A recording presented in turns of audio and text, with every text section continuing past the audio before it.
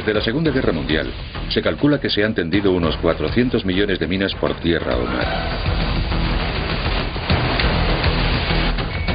Guerra tras guerra, las minas han desempeñado un papel fundamental y a veces decisivo. Y de esta manera han añadido una nueva dimensión a la guerra moderna y se han convertido en un arma fundamental de los ejércitos y marinas de todos los tamaños.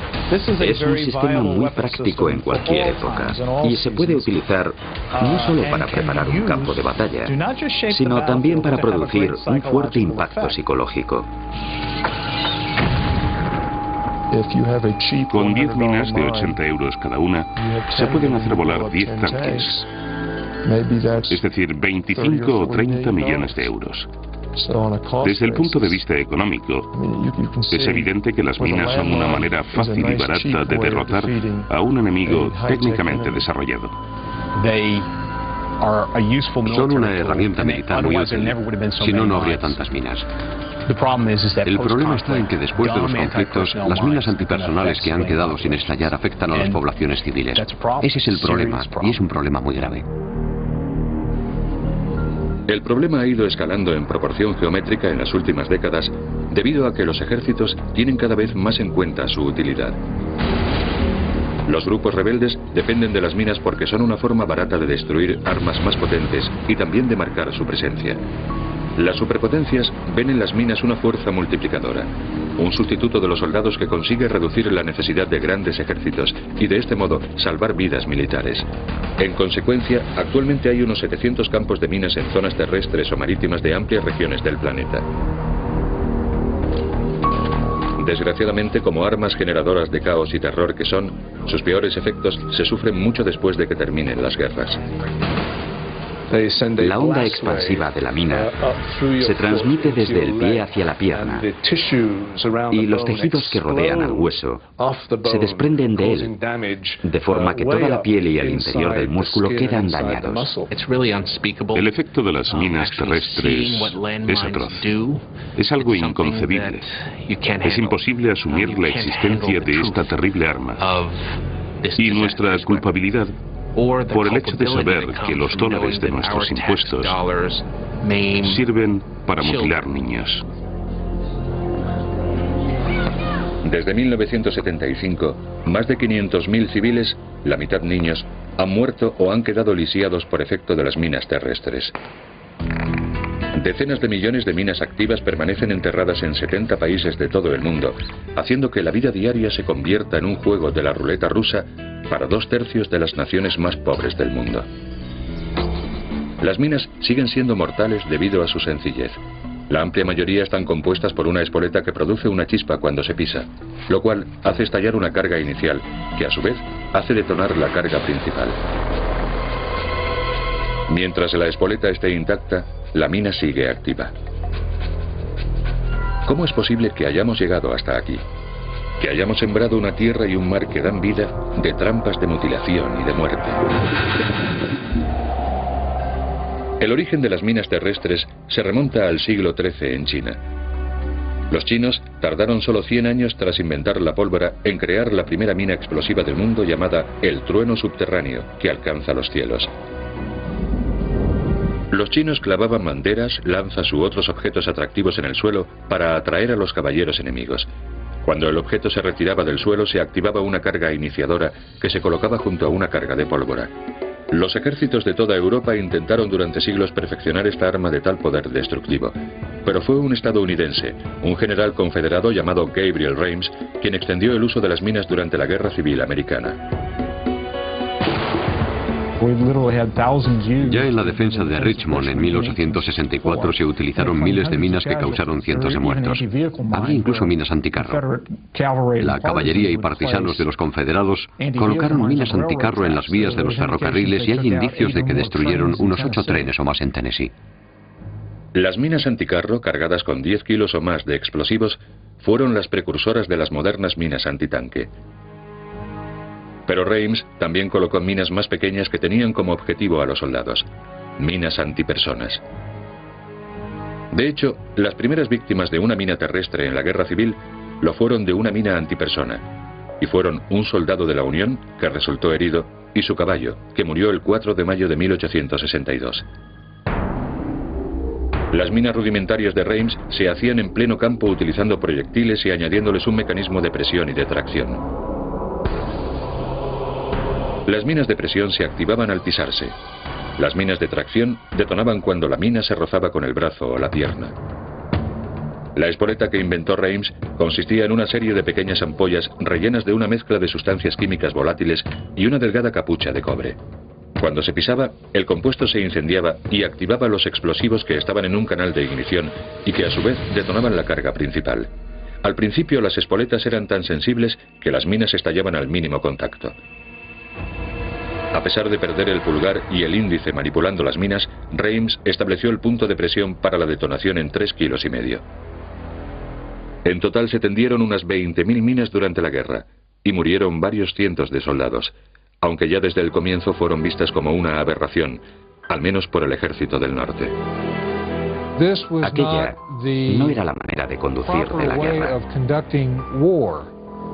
Volar por los aires por algo que no se ve no parecía justo. Pero la nueva arma, una vez en uso, era eficaz. Y al final de la guerra, también el norte utilizaba minas terrestres. Medio siglo después, en la Primera Guerra Mundial, se introducirían toda una serie de armas injustas. Desde el gas venenoso a las ametralladoras o los tanques blindados. Sería el tanque en particular el que fomentaría el desarrollo de las minas terrestres. Los alemanes también utilizaron proyectiles, como había hecho Reims, y los enterraron con cebos de fricción o de percusión para intentar detener el avance de una nueva arma en el campo de batalla, que se llamaba tanque. Las minas alemanas se improvisaban en el campo. Se cogía una caja de madera o de metal y se colocaba dentro un proyectil o una carga explosiva. Las espoletas de presión estaban diseñadas para hacer estallar la carga bajo el peso de un tanque o un cañón. Algunas minas eran bombas trampa que explosionaban cuando algún soldado enemigo abría o movía la caja. Ya que los tanques no aparecieron hasta bien entrada la guerra, las minas antitanque no tuvieron un papel central como arma ofensiva.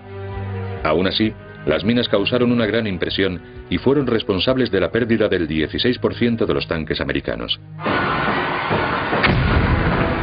Los tanques y las minas antitanque continuaron utilizándose tras la guerra, como demuestran estas pruebas realizadas por el ejército de Estados Unidos en 1926.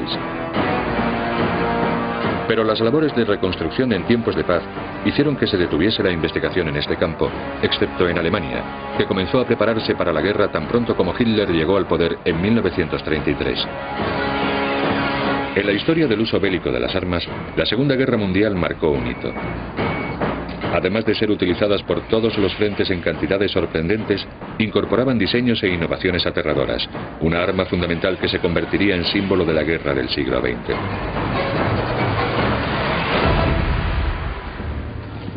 Alemania, más adelantada que el resto de los países en el diseño y uso de las minas terrestres, sacaba una mina nueva cada 3 meses durante la guerra y dejaba a los aliados sorprendidos con los dispositivos que impedían su manipulación, las nuevas espoletas y otros detalles que convertían a las minas en armas más letales y más difíciles de detectar. Las minas antipersonas se utilizaban para disuadir a los soldados enemigos de retirar las minas antitanque, y ambas se sembraban en los campos de minas, diseñados matemáticamente para producir el mayor número de víctimas. Hay que colocar las minas lo más cerca posible unas de otras, para que ni los vehículos ni las personas puedan pasar sin activar algunas. Pero no pueden estar tan juntas que la detonación de una cause la detonación de otra. Los aliados aprendieron rápido de los alemanes y se aplicaron en el sembrado de minas. Escuadrones de ingenieros enterraban las minas a una distancia medida con precisión y las camuflaban con gran cuidado. La mayoría de las minas utilizadas en la guerra eran minas de presión, pero también se tendieron muchos cables que aumentaban la distancia del terreno vulnerable en varios metros. La mina antipersona más temida durante la guerra fue sin duda la mina S alemana, una mina de fragmentación saltadora que las tropas estadounidenses llamaron Bouncing Betty.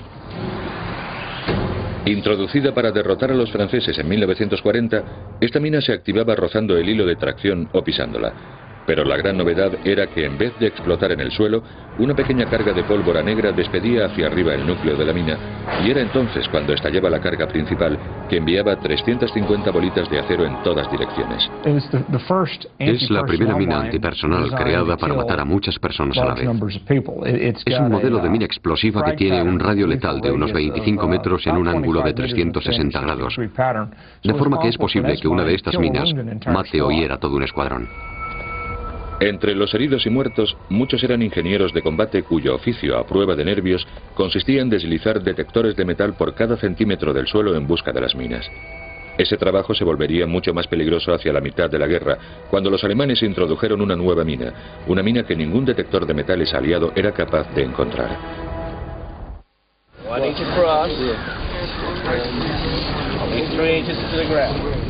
Para los ingenieros de combate de ahora, no ha habido muchos adelantos en la tecnología de desminado desde la Segunda Guerra Mundial. Los instrumentos utilizados son el detector metálico, la sonda y una gran dosis de precaución y nervio. Los detectores de metal no eran igual de fiables en la Segunda Guerra Mundial, pero por lo menos eran el mejor y último recurso para evitar pisar una mina. Cuando utilizas un detector de metales, tu vida depende en cierto modo de él, y debes barrer la superficie con mucho cuidado y bien a fondo. Jack Wack tenía 21 años cuando le asignaron la tarea como ingeniero de combate de desminar los campos durante el avance aliado a través de Italia en 1944. Cuando estás barriendo y notas una señal, primero te quedas inmóvil y luego vas echándote poco a poco hacia el suelo y comienzas a sondear en horizontal hasta que sientes el metal. Una vez que lo encuentras, le quitas el polvo con mucho cuidado hasta que dejas la mina al descubierto. Y luego intentas buscar algún hilo por si es una bomba trampa. Y entonces, por fin te retiras. La mina que más les dio que pelear a los ingenieros fue la mina Zapato alemana. Una mina introducida en 1942 que no era de metal y que los detectores no localizaban. Era imposible encontrar las minas Zapato porque consistían en una caja de madera que tenía una pequeña pieza de metal en su interior.